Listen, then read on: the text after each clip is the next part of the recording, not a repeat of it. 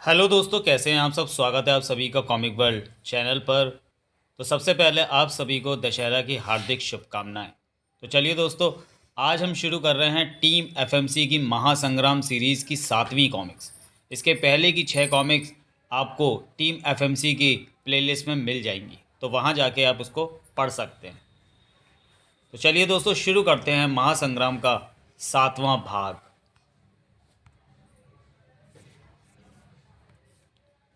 पूर्व सार। पिछले 6 अंकों में हमने पढ़ा कि नागराज को मारने की चेष्टा में असफल होने पर गुरुदेव नागपाशा के साथ त्रिफना जैसी किसी शक्ति की तलाश में जाता है, जहां उसकी मुलाकात चंडकाल से होती है और वो उसकी मदद से अमर स्फटिक चुराने की कोशिश करते हैं, जिसमें वे सफल भी हो जाते हैं। पर चंडकाल उन्हें धोखा देकर अमर स्फटिक खुद हड़प लेता है और पूरे नागद्वीप के इच्छाधारी सर्पों को अपना गुलाम बना लेता है। वे नागराज और ध्रुव को मारने की कोशिश भी करते हैं, जहां धनंजय उन्हें बचा लेता है और उन्हें अपने साथ स्वर्णनगरी ले जाता है। वहां बाबा गोरखनाथ के जरिए उन्हें किसी बड़े अनिष्ट की सूचना मिलती है और वे उन्हें शक्तिमान और सभी ब्रह्मांड रक्षकों की मदद लेने की सलाह देते हैं। इधर नागराज और ध्रुव के बच जाने से चंडकाल क्रोध से भर उठता है और उसकी पाप ऊर्जा का पीछा करते करते किल्विश उसके पास आता है और उसे पृथ्वी पर राक्षस राज कायम करने का सपना दिखाता है। बाबा गोरखनाथ शक्तिमान को महात्मा कालदूत के पास अमर स्फटिक की शक्तियों के बारे में जानने के लिए भेजते हैं। कालदूत भी चंडकाल के नागदीप सम्राट बन जाने की वजह से उसके खिलाफ नहीं जा सकता था। शक्तिमान कालदूत को नागदीप के हित का वास्ता देकर उससे अमर स्फटिक के उद्गम और शक्तियों के बारे में जान लेता है। कालदूत उसे भूतकाल के अपने रूप से अमर स्फटिक लाने की सलाह देता है और तभी वहां चंडकाल आ जाता है और शक्तिमान की उससे लड़ाई होती है, जिसमें वह जीत भी रहा होता है। पर तभी चंडकाल पापमणि का सहारा लेकर उसे बेबस कर देता है। पर फिर भी शक्तिमान जैसे तैसे नागदीप से निकलने में कामयाब हो जाता है और ब्रह्मांड रक्षक हेडक्वार्टर पहुंचता है। वह ब्रह्मांड रक्षकों को सब कुछ बताता है। किल्विश शक्तिमान से बच जाने की वजह से चंडकाल पर नाराज होता है और तब चंडकाल अपने अगले वार के लिए एक बार फिर से तैयार हो जाता है। इधर ब्रह्मांड रक्षक हेडक्वार्टर में शक्तिमान के महागुरु पधारते हैं और शक्तिमान की शक्तियों पर लगा प्रतिबंध भी हटा देते हैं, ताकि वह समय यात्रा कर सके। पर शक्तिमान अपने साथ एक ही व्यक्ति को ले जा सकता था। तभी वहाँ गुरुदेव और नागपाशा आते हैं और चंडकाल के धोखे की बात बताकर उनकी मदद की इच्छा जताते हैं। वे नहीं चाहते थे कि उनके अलावा कोई और पृथ्वी पर राज करे, इसलिए वे अपने और धनंजय के उन्नत विज्ञान की मदद से एक यंत्र बनाते हैं, जिसकी मदद से शक्तिमान परमाणु और नागराज को अपने साथ ले जाता है। इधर किल्विश की राय पर चंडकाल राक्षस गुरु धनाराक्ष की आराधना करके उससे उसका बल और धूम्रकाल शक्ति हासिल कर लेता है और उसकी मदद से लोगों को गुलाम बनाने लगता है। पर काफ़ी इंसान धूम्रकाल से बचने के लिए घरों में छिप जाते हैं। यह जानकर चंडकाल पंचनागों को उन्हें घरों से निकालने का काम देता है, जिन्हें वे बखूबी निभाते हैं। पर अब उन्हें रोकने कुछ ब्रह्मांड रक्षक भी सामने आ जाते हैं। चंडकाल के संबंध में फंसी विसर्पी नागराज और ध्रुव की तलाश में निकलती है और महानगर में वह ध्रुव से टकरा जाती है। इसी तरह सरफराज से डोगा, नागार्जुन से तिरंगा, सिंहनाथ से इंस्पेक्टर स्टील, नागदेव से शक्ति और नागप्रेती से जा टकराता है जिंदा मुर्दा एंथनी। जैसे तैसे सुपर हीरो टीम पंचनागों को रोकने में कामयाब हो जाते हैं, पर धूम्रकाल की चपेट में आकर कुछ सुपर हीरो जैसे डोगा, स्टील, चंडिका और तिरंगा भी राक्षसों में बदल जाते हैं। पर जैसे तैसे ध्रुव विसर्पी के सामने अभी भी टिका था और अब उसकी मदद करने फेसलेस भी पहुंच गया था। इधर नागराज शक्तिमान और परमाणु पूर्वकाल के कालदूत को अपनी मंशा समझा पाने में असफल हो जाते हैं और कालदूत उन्हें विशाला का सहयोगी मानकर उन पर हमला कर देता है। योद्धा कालदूत तीनों पर भारी पड़ रहा था और जल्दी ही तीनों कालदूत के शिकंजे में जकड़े हुए थे। अब आगे। चंडकाल पृथ्वी पर राक्षस जाति का आखिरी वंशज, जिसके जीवन का एक ही लक्ष्य संपूर्ण पृथ्वी पर राक्षस राज स्थापित करना। अपने इस लक्ष्य को पूरा करने के लिए उसने सबसे पहले अमर स्फटिक की मदद से नागद्वीप पर कब्जा किया और अब अमर स्फटिक तथा धूम्रकाल की मदद से धीरे धीरे पूरी पृथ्वी पर कब्जा करता चला जा रहा है।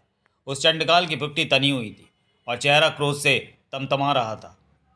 गुरु धन्नाराक्ष की दी हुई राक्षसी शक्ति धूम्रकाल और तमराज किल्विश की मतहरी शक्ति की मदद से न केवल धीरे धीरे सारी दुनिया मेरी गुलाम बनती जा रही है, बल्कि कई सारे सुपर हीरो जो मेरी राह का रोड़ा बन सकते थे वो भी मेरे गुलाम बन चुके हैं। लेकिन मेरे लिए सबसे बड़ी चिंता की बात है, मेरे सबसे बड़े दुश्मन सुपर कमांडो ध्रुव, नागराज और साथ में शक्तिमान का अब तक कोई पता नहीं चल सका। पूरी दुनिया में उनके संकेत नहीं मिल रहे, जैसे वे जीवित ही नहीं हैं या फिर इस ब्रह्मांड में ही नहीं हैं। और जब तक वे मुझे मिल नहीं जाते तब तक मैं सुकून से नहीं बैठ सकता। क्योंकि उस शैतान के अवतार ध्रुव का कोई भरोसा नहीं है कि कब वो आकर मेरे राक्षस राज के सपने को तोड़कर खत्म कर दे। पाप और पुण्य के बीच चल रहा है ये महासंग्राम। स्वर्ण नगरी राजनगर के समुद्र तल में बसी हुई एक अत्याधुनिक वैज्ञानिक शहर, जिसे देवनागरी के नाम से भी जाना जाता है। उसी स्वर्ण नगरी में आज अफरा तफरी का माहौल था। स्थिति बेहद गंभीर है धनंजय। पृथ्वी पर मानवों के शहर दर शहर चंडकाल के प्रभाव में आकर राक्षस बनते जा रहे हैं। यदि यही स्थिति रही तो संपूर्ण पृथ्वी के मानव राक्षस बन जाएंगे। मैं समझता हूँ प्रसेन, मैं स्वयं ही सारी स्थिति पर नज़र रखे हुए हूँ, लेकिन अभी मेरे सामने सबसे बड़ी जिम्मेदारी स्वर्ण नगरी की सुरक्षा है। स्वर्ण नगरी के योद्धा नगरी की रक्षा में पूर्णतः समर्थ है देवनायक। क्या आपको अपने योद्धाओं पर भरोसा नहीं है देवनायक, जो आप इस प्रकार की बात कह रहे हैं? ऐसी बात नहीं है देव कौस्तुभ। सैकड़ों वर्ष पहले मेरे पिता देव मृत्युंजय ने अपने प्राणों की बाजी लगाकर चंडकाल के हमले से स्वर्ण नगरी को बचाया और समुद्र में स्थानांतरित कर दिया था। अपनी इस हार से तिलमिलाकर चंडकाल सदियों से अनेक प्रकार की शक्तियां हासिल कर स्वर्ण नगरी पर कई हमले कर चुका है, और अभी जिस प्रकार से उसकी शक्तियां बढ़ी हुई हैं, उससे उसके स्वर्ण नगरी पर हमले की आशंका सबसे अधिक है।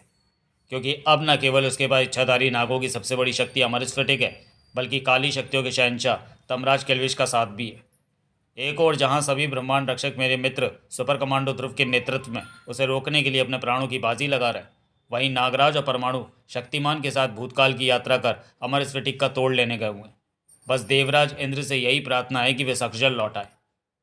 धनंजय नागराज परमाणु और शक्तिमान के लिए प्रार्थना कर रहा था, और उनको प्रार्थना की आवश्यकता भी थी, क्योंकि मृत्यु काल दूत के रूप में तीनों को अपने विकराल पंजे में एक साथ ही लपेटे हुए अटाज कर रही थी। विशाला को मूर्ख दूतों विशाला के मूर्ख दूतों, कम से कम अपने साथियों का हर्ष देखकर भी कालदूत का भय अनुभव किया होता तो आज तुम्हारी ये दशा नहीं होती। पर अब अफसोस करने का कोई लाभ नहीं, क्योंकि अब कुछ ही क्षणों में हम तुम्हारे भाग्य में मृत्यु लिख देंगे, और इस कार्य को पूर्ण करने का दायित्व हमारे इन शस्त्रों का होगा, जो हमारे व्यक्तित्व का अभिन्न अंग हैं। बड़े से बड़े संकट का सीना फाड़ देने वाला हमारा काल त्रिशूल, पर्वतों को चूर चूर कर देने वाला हमारा काल दंड, मृत्यु का रुख मोड़ देने वाली हमारी काल सर्पी, अब तुम तीनों को भयानक मृत्यु देंगे। कालदूत के तीनों ही शस्त्र भयानक धमाके के साथ अपने निशाने से जा टकराए। थड़ा भड़ा इनकी चपेट में आने वाली की मृत्यु तय थी, लेकिन इसका क्या किया जाए कि निशाने अपनी जगह पर ही नहीं थे। निशाने हवा में लहरा रहे थे। महात्मा कालदूत बहुत शक्तिशाली है। अगर सही समय पर अपने स्थान से न हटते तो आज हम सब मृत्यु को प्राप्त हो गए होते। इसमें कोई शक नहीं कि महात्मा कालदूत वाकई में शक्तिशाली है, और अब हमें बचाव करने की नीति छोड़कर इनका मुकाबला करना ही होगा। बड़े आश्चर्य की बात है कि तुम तीनों मेरे शस्त्रों से बच गए। शायद तुम तीनों के भाग में आसान मृत्यु नहीं लिखी है। कोई बात नहीं, कालदूत तुम सबकी मृत्यु को विशाला के लिए एक सीख बनाकर छोड़ेगा। बहुत हुआ महात्मा कालदूत, हम आपको बता चुके हैं कि हम भविष्य से आए हुए मानवता के रक्षक हैं, विशाला के दूत नहीं। पर आप गलतफहमी में हमें विशाला के दूत समझकर प्राणघातक वार कर रहे हैं, और ऐसी स्थिति में हमें भी अपनी आत्मरक्षा करने और आपके वारों का उत्तर देने का पूरा अधिकार है। भाषण अच्छा देते हो, लेकिन ये भाषण तुम्हें कालदूत से नहीं बचा सकता। पिछली बार मेरे शस्त्र शायद चूक गए थे, लेकिन इस बार कोई चूक नहीं होगी। हमारे शस्त्र इस बार तुम तीनों का संहार करके ही लौटेंगे। इस बार नहीं महात्मन, क्योंकि इस बार काल त्रिशूल अपने निशाने को नहीं भेद पाएगा। मैं अपने शरीर को इच्छाधारी कड़ों में बदल कर बच जाऊंगा। काल त्रिशूल एक बार विफल होने के बाद अब मुझ पर दोबारा हमला करने नहीं आएगा। पिछली बार आपके दंड को मेरे मानस चिन्ह ने रोक लिया था महात्मन, पर इस बार ऐसा नहीं होगा, क्योंकि मेरी कुंडलिनी शक्ति पूर्ण रूप से जागृत है। अब मेरा शरीर आपके किसी वार को स्वीकार नहीं करेगा, और ऐसा होने पर आपका दंड मेरे ऊपर वार नहीं करेगा। इसके पहले तूने मुझको अपने शिकंजे में कैद कर लिया था बेटे कालसर्पी, क्योंकि उस समय मैं असावधान था। पर इस बार ऐसा नहीं होगा, क्योंकि अगर तू अलौकिक शक्ति का नमूना है तो मेरी शक्तियाँ भी विज्ञान की देन है। और आज तुझे भी पता चल जाएगा कि विज्ञान की शक्तियाँ पराविज्ञान से किसी भी मामले में कम नहीं होती। परमाणु गलत नहीं कह रहा था। संसार में किसी भी शक्ति को बांधने की शक्ति रखने वाली कालसर्पी आज स्वयं ही परमाणु छलनों की कैद में थी। अद्भुत। जो शस्त्र एक पूरी सेना का विध्वंस करने की क्षमता रखते हैं, उन्हें तुम तीनों ने मिलकर रोक दिया। तुम लोग साहसी और शक्तिशाली नहीं, बल्कि कुछ विचित्र शक्तियों के स्वामी भी हो। लेकिन अपने शस्त्र हाथ से निकल जाने का ये अर्थ नहीं कि कालदूत असहाय हो गया। हमारी विश्वंकार अभी तुम तीनों के शरीर को मोम की भांति पिघलाकर समाप्त कर देगी। ऐसा नहीं होगा महात्मन। आपकी विश्वंकार मेरे दोस्तों को क्षति पहुंचाए उसके पहले ही मैं उसे पानी की तरह पी जाऊंगा। मेरे शरीर में स्वयं देवनाग वासुकी का कालकूट विष समाहित है, जिसे केवल देव कालजयी का देव विष ही काट सकता है। अब तो मेरे और तुम्हारे बीच एक ही तरीके से फैसला हो सकता है, और वो तरीका है शारीरिक शक्ति के द्वारा तुझे समाप्त करना, क्योंकि तू अकेला उन दोनों शत्रुओं से अधिक शक्तिशाली प्रतीत होता है। धड़ाक! कालदूत के उस तेज वार ने नागराज को उठाकर दूर फेंक दिया।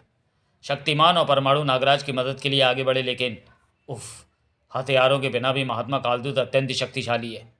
एक तो इनके 3 शरीर और ऊपर से अनेक शस्त्र धारक इच्छाधारी नाग। ये कालदूत आखिर कौन सी बला है? धड़ाक! महात्मा कालदूत कोई बला नहीं बल्कि एक अनोखी शक्ति है, परमाणु, समय के तीनों कालों की शक्ति। भूतकाल से महात्मा परम विश्य, वर्तमान काल से महात्मा महाविश्य और भविष्य काल से महात्मा विश्य, जो अपने अपने समय काल का प्रतिनिधित्व करते हैं। ये अपनी इच्छाधारी शक्ति से अपना ये संयुक्त रूप बनाए रखते हैं, जो इनको मृत्यु से परे और अनंत सैकड़ों शक्तियों का स्वामी बनाता है। यही इनकी शक्ति का राज है और यही इनकी विशेषता भी है। महात्मा कालदूत नागलोक के सबसे बड़े योद्धा और नागलोक के सेनापति थे, जिन्होंने संपूर्ण संसार के इच्छाधारी सर्पों के लिए नागद्वीप की स्थापना की थी। इसलिए सभी सर्प प्रजातियाँ इनका सम्मान करती हैं। तब तो इनको पराजित करना बहुत ही आसान है नागराज। भला वो कैसे परमाणु? तुमने अभी बताया कि ये अपना संयुक्त रूप अपनी इच्छाधारी शक्ति की मदद से बनाए रखते हैं। तुम्हारी बात में दम है? नहीं, अगर हम किसी तरह से इनका वो क्या कहते हैं त्रिसंध तोड़ सकें तो ये अलग अलग हो जाएंगी, और तब इनसे निपटना हमारे लिए बहुत आसान हो जाएगा। तुम्हारी बात में दम है परमाणु, लेकिन महात्मा कालदूत की इच्छाधारी शक्ति से बने इस बंधन को तोड़ सकने लायक पर्याप्त इच्छाधारी शक्ति मेरे पास नहीं है। लेकिन मेरे पास एक शक्ति है जो ये काम कर सकती है, और वह शक्ति है मेरी मानसिक शक्ति, जिसके लिए मुझे विशेष नागफनी सर्पों से प्राप्त तिस्क सर्प को अपने सिर पर धारण करना होगा, और वो मेरी मानसिक शक्ति को कई हजार गुना बढ़ा देता है। इतनी ज़्यादा कि इसकी मदद से मैं महात्मा कालदूत के इच्छाधारी बंधन को तोड़ सकता हूँ। क्योंकि अगर महात्मा कालदूत की इच्छाधारी शक्ति का सामना कोई कर सकता है तो वह है मेरी मानसिक शक्ति। नागराज ने अपनी ओर से चाल अच्छी चली थी, पर कभी कभी चाल उल्टी भी पड़ जाती है। मेरे इच्छाधारी त्रिसंध को तोड़ पाना तुम जैसे साधारण मनुष्य के बस की बात नहीं है मूर्ख। पर तुम्हारे इस प्रयास ने तुम्हारी मृत्यु से तुम्हारी संधि कराने का मार्ग और भी प्रशस्त कर दिया है। महात्मा कालदूत को रोकने का तुम्हारा यह प्रयास असफल हो गया नागराज, और अब कालदूत और भी कुपित हो उठे हैं। कड़ाक! मेरे विचार से हम गलत प्रयास कर रहे हैं नागराज और परमाणु। ध्यान से सोचो कि कालदूत की शक्तियों का राज है उनका एक शरीर होना। इसलिए हमें कालदूत के त्रिसंध को तोड़ने नहीं, बल्कि अपना से त्रिसंध बनाने के लिए सोचना होगा। और ये कार्य हमारे लिए मुश्किल नहीं है, क्योंकि मैं अपने शरीर को यौगिक कणों में बदल सकता हूँ। वहीं तुम दोनों अपने शरीरों को परमाणु कणों में और इच्छाधारी कणों में बदल सकते हो। कणों में बदलने के उपरांत मैं अपनी यौगिक ऊर्जा से हमारे शरीर के कणों को बांधे रखूंगा, और नागराज अपनी इच्छाधारी शक्ति से एक नए शरीर की रचना करेगा, जो तीनों की संयुक्त शक्ति होगा और कालदूत का सामना करने में सक्षम होगा। तुम एक बात भूल रहे हो शक्तिमान, कि नागराज का शरीर अत्यंत तीव्र विषधारक है। कहीं ऐसा ना हो कि उसका विष हम दोनों के ही शरीर को गलाकर खत्म कर दे। ऐसा नहीं होगा परमाणु, क्योंकि मैं नागराज के विष कणों के ऊपर अपनी यौगिक ऊर्जा का एक आवरण चढ़ा दूंगा, जो हमारे शरीर की रक्षा करता रहेगा। तो फिर देर किस बात की? मैं अपने आप को यौगिक कणों में बदल रहा हूँ। अपने अपने शरीरों को मेरे साथ मिलाओ। मैं अपने आप को इच्छाधारी कणों में बदल रहा हूँ, और मैं अपने आप को परमाणु कणों में। नागराज परमाणु और शक्तिमान के शरीर कणों में बदलने लगे, और फिर तीनों के ही शरीर के कण मिलकर एक नया रूप लेने लगे, और एक ऐसा रूप जो महात्मा कालदूत से निपटने में सक्षम था। तुम्हारा बताया हुआ तरीका तो वाकई में बहुत ही बढ़िया है शक्तिमान। मेरी विश्वंकार में भी परमाणु ऊर्जा के कण कारण तहक उत्पन्न हो गई है, जो अब महात्मा कालदूत के लिए भी घातक है। नागराज की नाग शक्ति के मेरे यौगिक ऊर्जा में शामिल होने से मेरे वार भी अब पहले से अधिक शक्तिशाली हो गए हैं। मेरे परमाणु छल्लों में भी शक्तिमान की यौगिक ऊर्जा मिलकर उन्हें और भी मारक क्षमता प्रदान कर रही है। आह, ये कैसे संभव है? इन्होंने मेरे जैसा ही रूप कैसे धारण कर लिया? इस रूप में इनकी शक्तियाँ इतनी बढ़ा दी हैं कि अब इनके वार मुझे भी विचलित कर रहे हैं। भूतकाल में नागराज परमाणु और शक्तिमान का संयुक्त रूप से महात्मा कालदूत से टक्कर ले रहा था, पर यह कहना मुश्किल था कि इस टक्कर में जीत किसकी होगी। वर्तमान समय महानगर। रुक जाओ। फेसलेस विसर्पी चंडकाल के प्रभाव में मैं जानता हूँ ध्रुव, इसलिए मैं विसर्पी पर कोई घातक वार नहीं कर रहा। मेरी तिलिस्मी शक्ति केवल विसर्पी के ऊपर छाए हुए राक्षसी या सम्मोहन शक्ति को खत्म करेगी। बस ध्यान रखना कि विसर्पी को घातक चोट ना लगे और ये चंडकाल के प्रभाव से मुक्त हो जाए। मूर्ख लड़के, तुझे क्या लगता है कि ये नकाबपोश मुझे रोक सकता है और मैं तुझे मारने का इरादा बदल दूंगी? अभी ये भी सम्राट चंडकाल की धूम्रकाल के प्रभाव में आकर उनका गुलाम बन जाएगा। तुम अभी फेसलेस की तिलिस्मी शक्ति को नहीं जानती विसर्पी, इसलिए यह हर प्रकार की शक्ति। तिलिस्मी शक्ति कोई तंत्र मंत्र नहीं, वो सिद्ध शक्ति है जिसका धारक कल्पना और यथार्थ के मेल से एक दुनिया तक रख सकता है। इसलिए यह हर प्रकार की शक्ति के ऊपर प्रभावी होती है, तुम्हारी राक्षसी या नाग शक्ति के ऊपर भी। तुम्हारा धूम्रकाल तो मुझे अपना गुलाम नहीं बना पाया, लेकिन मैं तुम्हें ज़रूर अपने काबू में कर सकता हूँ। चिम शक। और तुम्हें काबू में करने का काम करेंगे मेरे ये तिलिस्मी क्रिस्टल, जो तुम्हारे आसपास एक विपरीत तिलिस्मी ऊर्जा का घेरा बनाएंगे। इस ऊर्जा घेरे में मौजूद तिलिस्मी शक्ति तुम्हारी राक्षसी शक्ति को पीछे हटने पर विवश कर देगी, और एक बार जब तुम्हारी राक्षसी शक्ति पीछे हटेगी, तब तिलिस्मी शक्ति के प्रभाव से तुम्हारा इच्छाधारी रूप भी सिमटने लगेगा। तब तुम्हारा मानवीय रूप सामने आ जाएगा, और जब तुम अपने मानवीय रूप में आ जाओगी, तब तुमसे निपटना मेरे लिए बाएं हाथ का खेल होगा। थड़ाक! सामान्य रूप में आते ही फेसलेस के एक तेज वार ने विसर्पी के होश छीन लिए। शुक्रिया फेसलेस, तुमने विसर्पी को रोककर मुझे दुविधा से बचा लिया। मैं सचमुच विसर्पी पर कोई घातक वार नहीं कर सकता था। इससे पहले कि फेसलेस कुछ कह पाता, वातावरण में एक गंभीर आवाज़ गूंज उठी। रक्ष ऊर्जा मुझे यहाँ खींच लाई है, लेकिन मैंने ये नहीं सोचा था कि यहाँ तुमसे मुलाकात हो जाएगी ध्रुव। नागराज की अनुपस्थिति में मैं महानगर की रक्षा के लिए यहीं रुका हुआ हूँ, पर आप यहाँ कैसे? आप तो हिमालय पर्वत पर साधना में लीन थे। जवाब में किरगी ध्रुव को सारी बातें बताता चला गया। सारी बातें सुनकर ध्रुव चिंतित हो उठा। ये तो बहुत ही ज़्यादा विकट स्थिति उत्पन्न हो गई है। अगर ऐसा हुआ तो जल्दी ही पूरी पृथ्वी पर सिर्फ राक्षस होंगे। घबराओ मत किरगी, हमने इसके पहले भी मिलकर चंडकाल का सामना किया है और उसे मात दी है, और आज भी हम सब मिलकर उसे मात देंगे। मैं तो सोच रहा था कि धूम्रकाल का असर केवल शहरों तक ही सीमित है, लेकिन हिमालय तक इसका विस्तार बता रहा है कि यह पूरी दुनिया पर फैलता जा रहा है। चंडकाल की गिद्ध दृष्टि ध्रुव के शासक किरगी पर भी पड़ चुकी थी। वाह, शैतान देख की कृपा से मेरे सारे दुश्मन एक ही जगह मिल गए।